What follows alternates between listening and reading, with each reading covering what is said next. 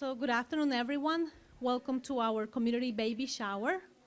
I'm incredibly honored to stand before you today on behalf of Maternal and Child Health Consortium. My name is Milena Lanz, and I am the Executive Director of MCHC. It is truly encouraging to see such a gathering to support our mission, and I am deeply grateful to every one of you for being here today. MCHC was born out of a profound need, a need to address the high rate of low birth weight babies and health disparities among low-income families in Chester County. Since our inception in 1991, MCHC has remained committed to its responsibility to ensure that all women and their young children in our county has equitable access to quality, culturally competent health care.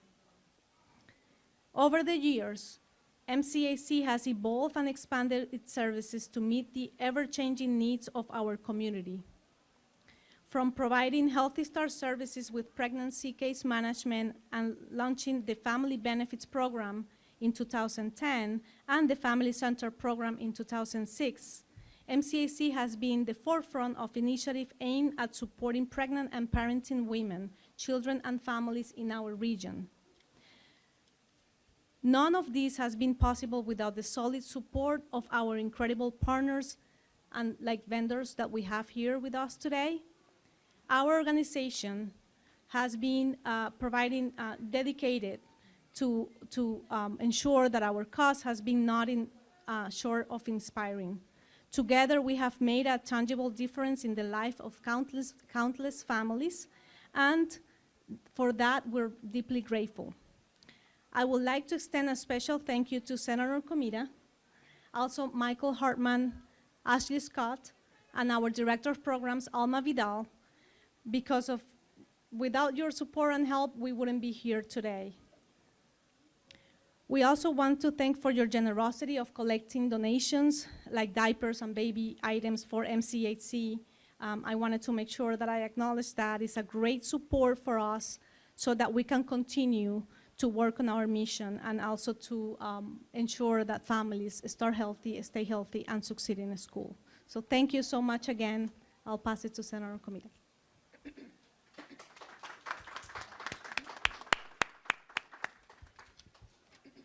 Thank you so much, Milena, for your kind introduction and for your amazing leadership all of these years.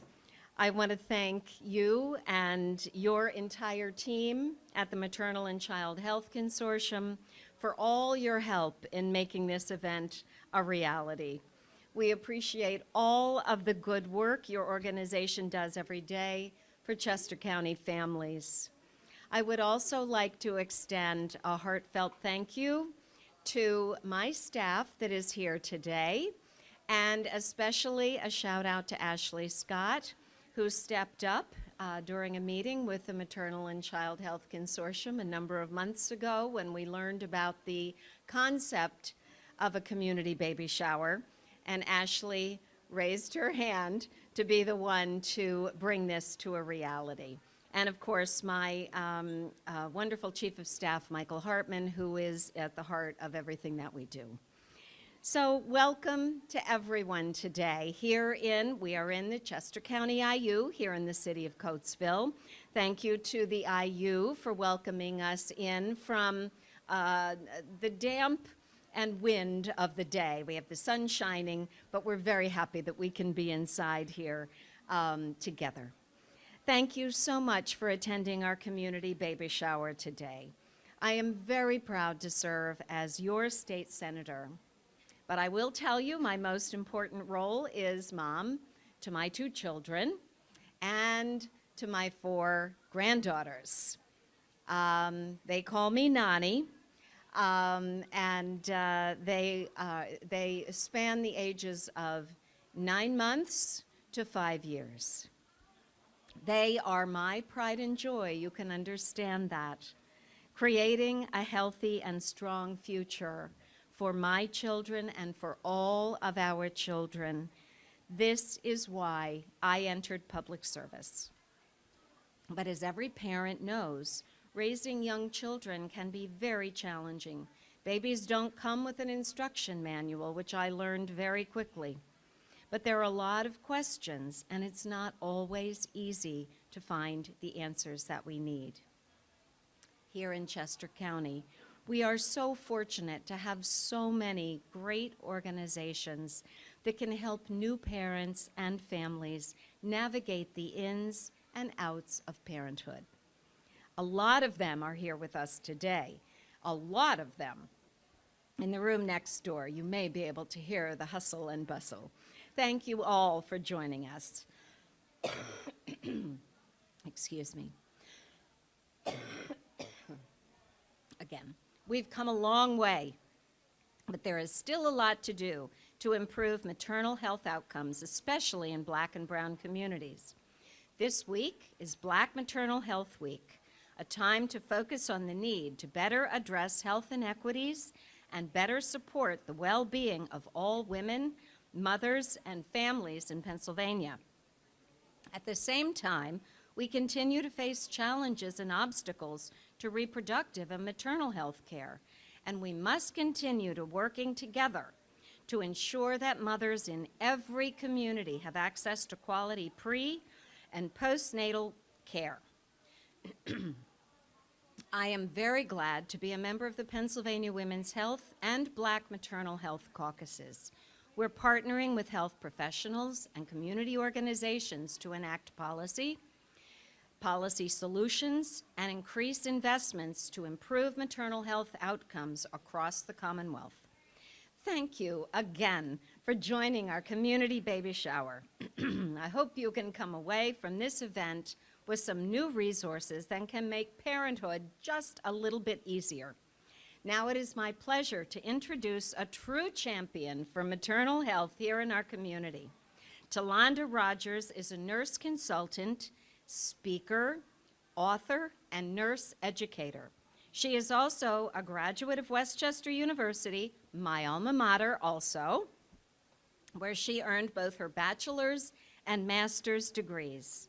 Talonda is the founder and CEO of the fourth Trimester MAHMEE, a maternal health and advocacy nonprofit organization. Please join me in welcoming Talonda Rogers. Thank you so much, Senator Comitta, for that warm welcome. I had waited 9 long months, and finally the day had arrived. It was the day I was going to get to meet my baby. But in the OR, the silence was deafening. As I waited to hear whether I was having a boy or a girl, instead what I heard was the sound of CPR being performed. Back in my hospital room, my family was waiting, along with my doctor, my nurse, and the hospital chaplain. It was my nurse that sat beside me on my bed to deliver the worst news of my life, and that's that my firstborn had been stillborn. In fact, I almost lost my own life that day, with a blood sugar of over 750 and almost lapsing into a diabetic coma. I was very sick. I stayed in the hospital 8 days. I needed an NG tube because my bowels shut down. An NG tube is a tube that goes in through your nose and down your throat into your belly to drain the bile. When I got out of the hospital, I was able to bury my son. So let's rewind to the 6 weeks ahead and see what happened in my story. I was always a scheduled C-section due on November 10th. Early October, I went into preterm labor, which sent me back and forth to the hospital every day for 1 night straight. Finally, on the 5th night, the hospital decided to admit me. When I was released from the hospital, I was sent home with home visiting nurses 3 times a week in order to stay on bed rest and also take a couple of pills every 6 hours around the clock, which I did. On one of the visits, it was a Friday afternoon, the home visiting nurse found protein and sugar in my urine. And she said, since she was on her way out, go ahead and call your doctor's office. I'm sure they will want to see you. So I did that. And what I was told was, oh, Talonda, your doctor's on vacation. and I see that you have an appointment on Tuesday anyway, so we'll see you then. This being my first pregnancy, I didn't think anything of it, so I said, okay. On Monday, when the visiting nurse returned, she was livid that they would not get me in right away. The next day, I went to my appointment, and they did not find any sugar or protein in my urine. The pregnancy progressed, and I developed blurred vision and an extreme thirst. I called my doctor, had an appointment, and I said, has anyone ever complained about blurred vision? And I'm drinking lots and lots of water. In fact, my sisters are making fun of me because I'm going through water and orange juice and milk, and I just can't quench my thirst. She said, no. She said, are you still on bed rest, and are you still taking your medication? And I said, yes. And she said, okay, and I didn't think anything of it. This must be normal in pregnancy. The pregnancy progressed, and now we're at the week that I'm due. November 10th was a Friday. On Tuesday, it was late afternoon, early evening. I didn't remember feeling my baby move much. So I called my doctor office, and I said, I don't think I felt my baby move much. The secretary said, okay, Talonda, we had a cancellation for tomorrow, so we'll see you then. Wednesday, I went into my doctor's appointment, and back in the exam room, my doctor was fiddling with her Doppler machine, thinking it was broken, so she asked the nurse to bring her her favorite Doppler. The nurse left the room, brought back a Doppler. The doctor put it on my belly and found a heartbeat. And then we wrapped up that appointment with some small talk, and basically about how excited I must be. Friday was coming, it was the big day, and by that time I was very sick of being pregnant, so I couldn't wait. Friday morning arrived, the day of my delivery. I checked into the hospital and I was getting settled, and I had one nurse come in, another nurse went out, brought in another nurse. That nurse went out, brought in another nurse. This happened 3 times. They finally brought in a tool that had 2 large paddles on it. They put it on either side of my belly and shocked it, and no movement. They shocked me again, no movement. And as I was becoming hysterical, the nurses were able to finally calm me down by telling me, oh, honey, don't worry about it. Sometimes babies are just asleep. And so we waited. We waited until 11 o'clock. The anesthesiologist came in to gain my consent for the surgery. And at 11:30 sharp, I was wheeled into the OR. Upon receiving my spinal anesthesia, I was laid back so quickly that the anesthesia not only went down, but it went up and paralyzed my lungs. I couldn't breathe. It was a very scary feeling, and I decided that was the day I was going to die. Over top of the hustle and bustle, the anesthesiologist finally heard me and put oxygen on me. He assured me that I was breathing just fine according to his monitors, and I just closed my eyes and waited for death. The feeling eventually subsided, and after lots of pulling and tugging, my baby was out. And silence is what I heard. So fast forward back in my room, I was encouraged to hold my baby, to name him, and to say my goodbyes, which I did, and my family also got to hold him. And it was the most devastating thing ever that I could ever go through. And unfortunately, my story is not unique. I would like to say that this was a one-off, but I am not special and I am not unique at all, because in this country this is happening. So I became a nurse to help people heal. I became a nurse educator to help graduate culturally competent, compassionate nurses. I became a business owner to help bridge the communication gaps between patients and their providers. And I wrote my first book dedicated to my nursing students in hopes that what I learned will help make their lives easier. You see, in the United States, we have the worst maternal mortality rates of all developed nations. And I don't understand that, because people come to the United States every day for life-saving surgeries. We're a great country, but yet in this area, we're failing miserably. The statistics say that 84% of the deaths are preventable causes. And that's an increase from just a year and a half ago when the statistics were 60%. So it's getting worse. So whatever we are doing is not working. It's not working. The statistics also show that a big part of that is because women are not being listened to and they're not being heard, as you could see in my situation. So what can we do about that? In this country, we focus a lot on the prenatal period, and mothers are being left behind in the postnatal period. I truly believe that every woman should be discharged somewhere other than home. They should be discharged into the hands of someone who's going to be keeping an eye on them in the postpartum period. So that's what we do at the 4th trimester. The 4th trimester is named the 4th trimester because in much of the way a baby is still gestating when a baby is first born, it still needs its mother. The mother's trying to learn the baby's trying to learn the mother. So we are focusing on the 12 most common causes women are dying in childbirth, and we are teaching exactly to that and supplying interventions for women exactly because of those causes. So during that whole entire time, I could have used a village, I could have used a community, but that's what we're here today for.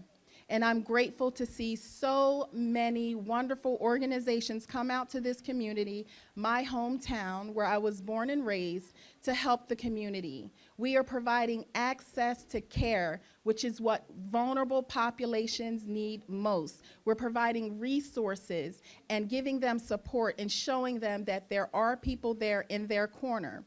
So I would just like this day, I would like to challenge everyone that we continue to work together towards one common goal.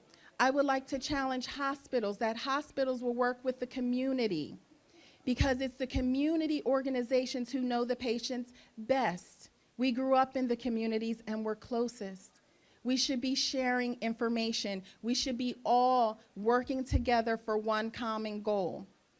So solutions. Solutions is what we're all about. Solutions is what most of the organizations here, if not all of them, are about. So I just appreciate you. I appreciate your time. So let's listen to women. I thank you so much for having me today.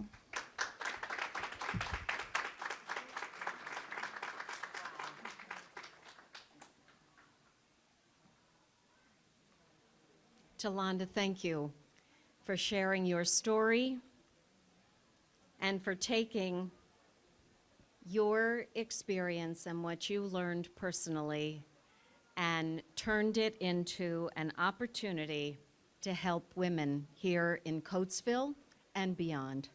Thank you so very, very much. And thanks so much to Milena and the Maternal and Child Health Consortium, and to everyone who is here today for our community baby shower. We are now going to head back and into the room where all of the vendors and our guests are enjoying the afternoon, learning a lot of things, sharing a lot of information, making a lot of new friendships, and that's what it's all about. So thank you to everyone. Take good care.